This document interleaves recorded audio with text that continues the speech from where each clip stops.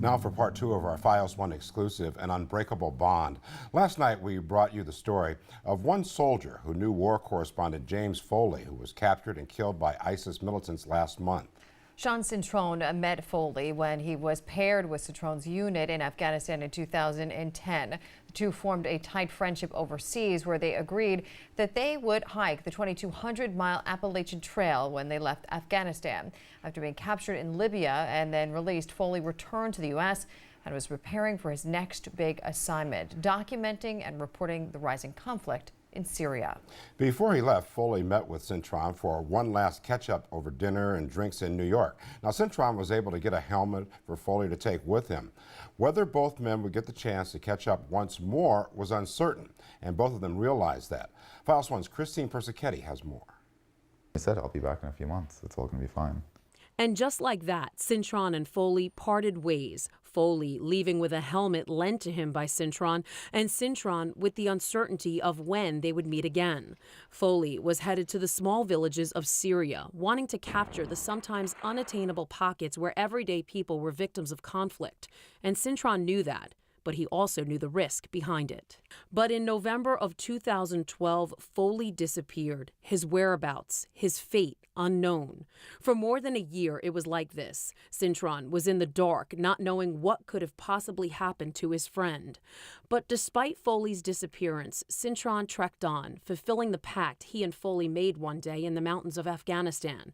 Cintron began hiking the Appalachian Trail by himself in February of 2014. But as grandiose as the idea sounded, Cintron's determination would fall by the wayside at times, wondering whether he should stop the trip altogether. But it does get monotonous at a certain point. It gets repetitive and mundane. So probably somewhere in Northern Virginia, I was thinking like, well, what am I proving just by walking 25 miles a day? You're cold, you're hungry, you're tired, your motivation is low. But I would always think about him in those times because he didn't even know. I never told him that I was about to do the Appalachian Trail. Always, my personal motivation was always like, well, if he was here with me, he definitely would push me to go one more day, one more week, one more mile.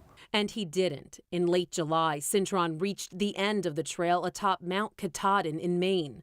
But despite the accomplishment, it was Foley who was forefront in his mind. You know, when I got back home and I had access to a computer more readily, I would Google his name all the time. And you hear things like maybe they're going to release journalists over there once in a while, and his name was usually one of the first ones that came up. But there was just still no progress initially when I got home. Then came August. Over in the Middle East, a new threat had been terrorizing Iraq as well as parts of Syria for months. The Islamic State of Iraq and Syria, better known as ISIS, was looking to bring the entire Middle East under a regime of radical extremism through brutal measures of violence. In order to halt the spread of ISIS, the U.S. began bombing key locations that held ISIS supplies. However, it was what happened after the bombing that captured the world's attention. A good friend of mine called me and said, "I think you should come over on your way home from work." And he just looked at me for a few seconds, and he didn't want to tell me, but I had no idea what was going on. So he just handed me his laptop, and you know, it was open to an article about Foley. And when I initially saw it, I looked at it and just saw his name, and I assumed it was going to say that he was about to be released. So I didn't even keep reading the article. I stared at the title and I stared off and thinking like, wow, this is amazing. And my friend looked at me, but he just had a sad look about him. James Foley had been beheaded by an ISIS fighter, filmed and posted to the internet. The New York Times headline read, "Militant group says it killed American journalist in Syria." For Cintron, it was a confusing moment of emotion.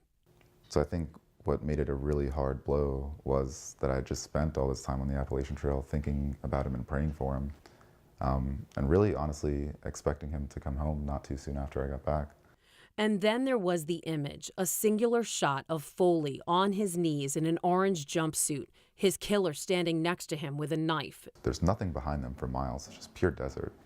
And I just remember thinking like, wow, he has to feel so alone out there. You know, there's no one there that he knows or that he loves. And here he is with his captors really in the middle of nowhere facing death. And I think that he knew that that was coming, but I mean, He's a very brave guy. I was just upset, just really upset, because I knew when he was with us in Afghanistan, if we even came close to anything like that happening, you know, we would protect him, we would help him, but I couldn't do anything from here. Foley is gone and the nation is outraged. And while the world is searching for answers, Cintron is remembering Foley in the best way he can, as someone who was passionate about what he was doing, brave in the face of danger, and most importantly, a great friend. When I think of him, he was in these places just out of love. He loves without boundaries. You know, he doesn't see people as Afghanis or Iraqis or Libyans or Americans. He just sees people.